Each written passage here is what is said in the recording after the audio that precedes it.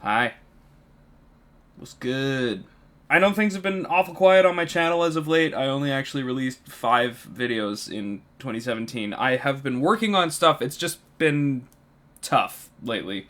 So I figured for those of you who are still interested in this channel, I would provide a quick update before I get to my 5 favorite games from 2017. If you're not interested in the update part of the video, feel free to skip ahead to the timestamp that I put underneath me on the screen. I don't know what it's going to be because I haven't edited this section yet. So yeah, quick update time. Originally, I wasn't going to do a top whatever of 2017.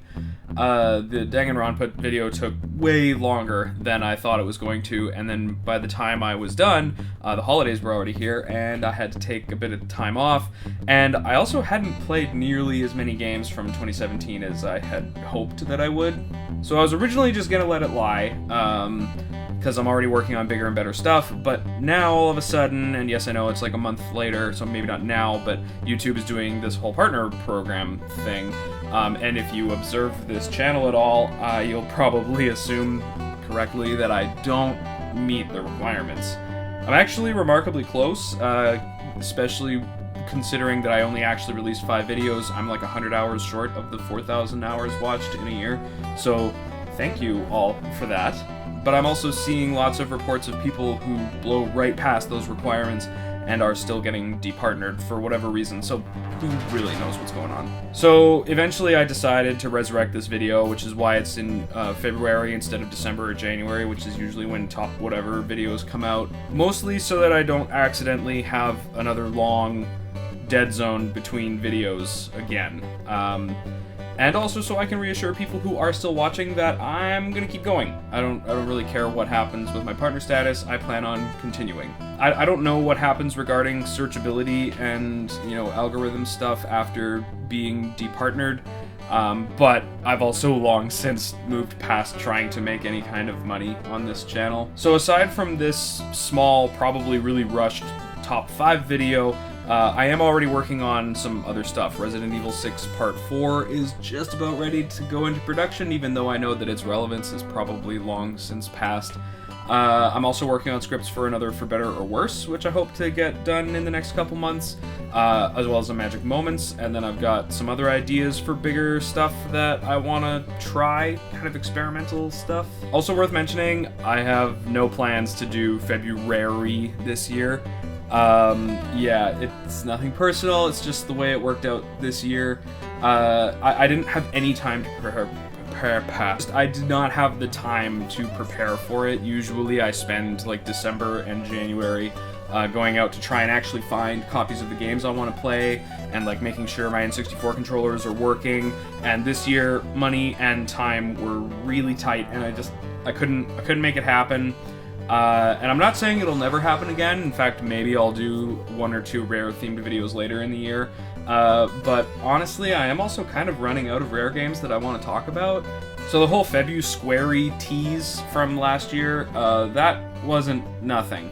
The Final Fantasy IX and Danganronpa videos are kind of how I want things to be presented moving forward. And maybe I can work some rare themed stuff into that, but this year it just didn't pan out.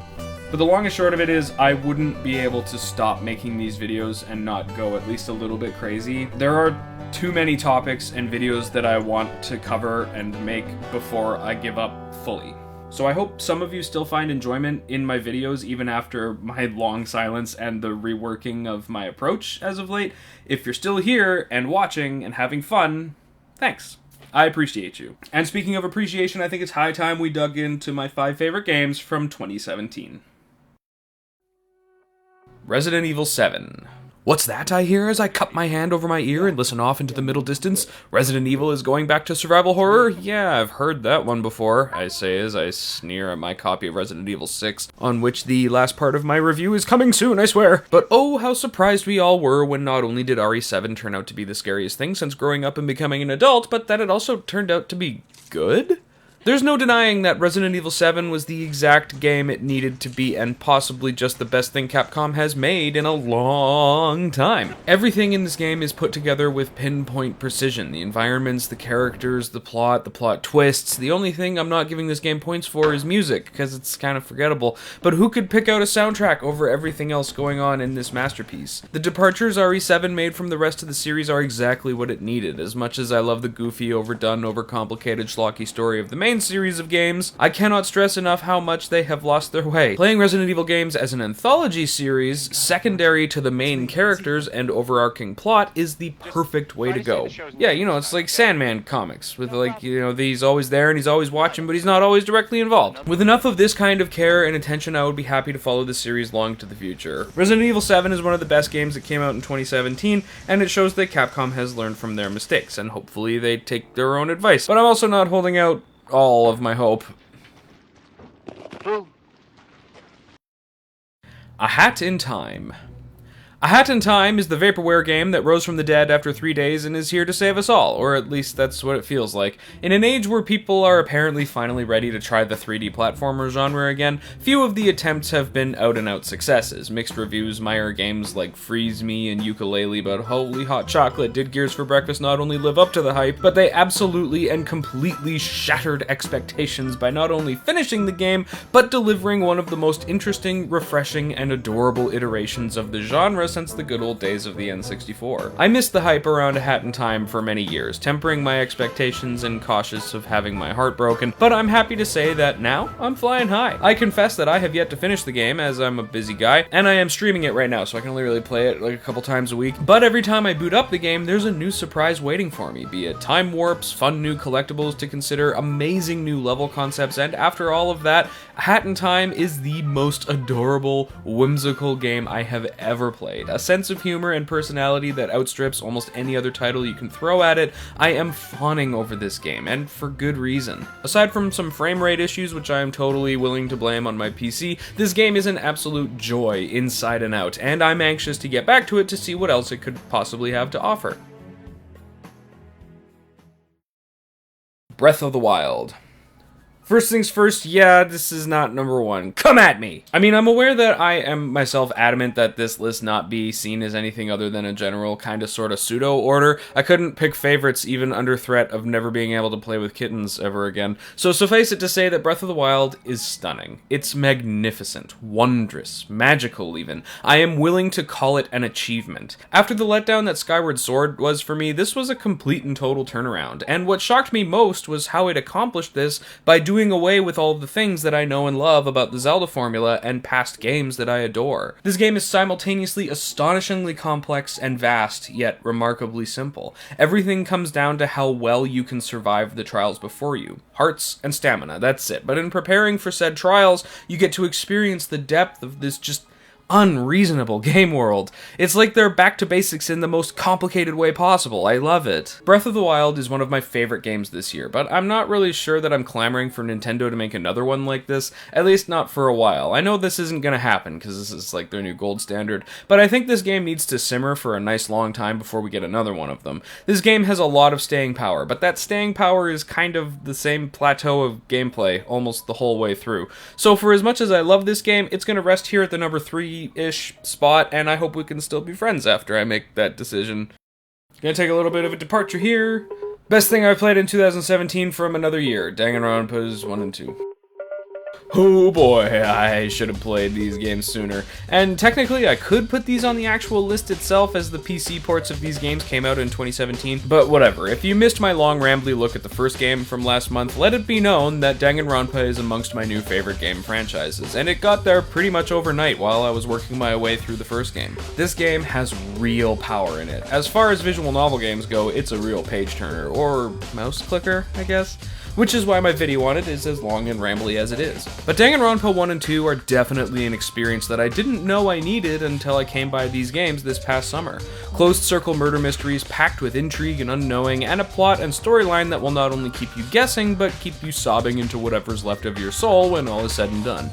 Seriously, these games bring the emotional weight, and they are whittling my sanity away piece by piece. Also, they have totally banging soundtracks, which I didn't even bring up in the video because I'm an idiot. I'm not really a visual novel kind of guy, but Danganronpa Danganronpa was a total blindside, and I am endlessly glad that I decided to take the chance I took on the series. It might not be for everyone, but if you like tense, well-paced stories, interesting characters, and strange mind-gamey kind of concepts, then check these games out. The Sexy Brutal. There is no reason I should have played this game. It did not show up in my Steam recommended feed. I didn't read an article praising this hidden gem amongst the indies. I didn't pick it up in a bundle and just decide to play it randomly. No, I found this game because a friend of mine suggested that I start listening to My Brother and Me, and a week after starting it, I decided to follow the brothers on Twitter, and that day, Justin McElroy tweeted about how unique and awesome this game was. That tweet, which is long gone in the dusts of time at this point, is the only thing I have heard about this game on any kind of public platform. I haven't heard anyone else talking about it. I haven't even seen it featured anywhere. In fact, the only people I know who have even played it are me and CJ from What's With Games, and I'm not even sure he's gotten around to it yet. And thank you, Mr. McElroy, because this game is not just criminally underrated, but also amazingly fun, charming, and unique to boot. It's a murder mystery game, so yeah, we're off to a good start, but the quirk is you play a kind of sort of ghost, and you have to position yourself in the events of the game to try and witness the murders take place in real time before you travel back in time to try and prevent the murders ever happening. This game has you take on the role of guardian angel to the guests of the Sexy Brutal Hotel and Casino, which I'm not sure I've ever done in a video game before, though I will point out that I finally started playing Ghost Trick after I started writing the script, so lay off. Amazing concept aside, this game has the visual look and presentation that doesn't come along very often. As far as cartoon aesthetics go, I would call this the best looking game this year, if A Hat in Time wasn't so on par. And let me just take a moment.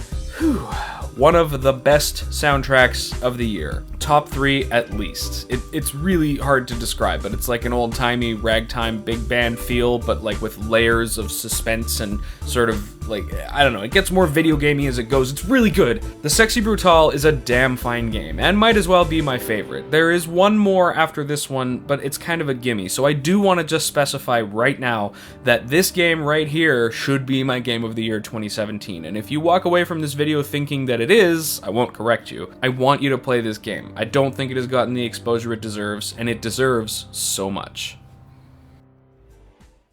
Nier Automata. That's right, I say Automata. What can I say about Nier Automata that everybody hasn't heard already before? But I think the fact that I can open this segment with that sentence speaks to just how well this game has comported itself. Every second I was playing this game, I couldn't believe that I was playing something this creative and off the wall while still somehow maintaining a grounded, melancholic attitude, underlining a game that never felt like a chore to play. And seeing all of this and knowing who put it all together, man, I'm pretty sure he doesn't even care if you even like this game or not. It's just his world. Anyways, this game brings the feels in a big way. I often compare it to Bayonetta for people who like to be sad, and the more I think on it, the more I think that that's kind of true. While Automata isn't as over the top as Bayonetta, it certainly holds its own, and even brings combat into the strange movement states that Bayonetta just had us move through. And the soundtrack is basically perfect. If it wasn't for the Sexy Brutal, I would unequivocally put Automata at the top of this year's music list, but thankfully, these two are just different enough that I can put them next to each other and say, hey, look at both of them. There's a lot about this game that I missed, some real depth that flew right past me purely because I wasn't prepared for the kind of insanity contained herein. This game will be getting a replay for me, and I don't know when it will happen, but I expect I will need to do a full video on this to fully grasp my feelings on the topic. The themes that this game tries to tackle are the kinds of things that games are only just recently starting to hint towards, and Nier Automata dives in with the intensity of a Metal Gear Solid game. There's a lot that I missed this year, but I am immensely relieved that I didn't miss out on this one. Nier Automata might not be the best game this year, but I'm calling it the most striking, and it's definitely my favorite. I'm not going to forget about this one anytime soon. Oh, and a real special mention goes to Overwatch. I know it's from last year, but I only started playing it in September of 2017, and I've already sunk like 110 hours into it. I missed out last year, so it's on my list this year, okay? Deal with it!